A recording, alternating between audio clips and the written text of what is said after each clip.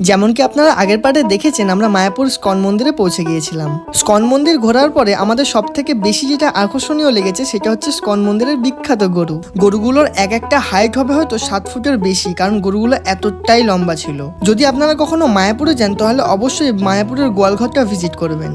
গোয়ালঘরের বেশিরভাগ গরুই বিদেশি, এই কারণে এই গরুগুলোর হাইট এতটা বেশি আর এতটা সুন্দর দেখতে গরুগুলোকে। আর সত্যি বলতে গরুগুলো খুবই শান্ত ছিল। নমস্কার, আমি ক্রিস। আপনারা মায়াপুরের অন্তিম পর্যায়ের ভিডিও আজকের দেখতে চলেছেন, কারণ আজকেরই আমার মায়াপুরের লাস্ট দিন।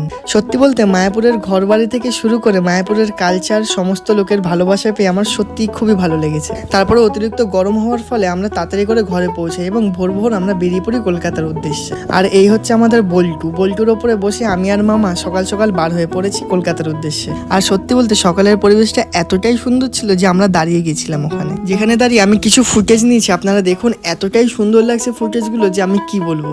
যাওয়ার পথে যেরকম অনুভূতি ছিল, আসার পথে তার থেকেও বেশি ভালো অনুভূতি আমার হয়েছে।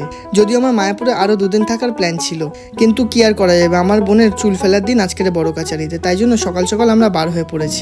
আবার দেখা হচ্ছে বড় কাচারি চুল দেওয়ার দিনে।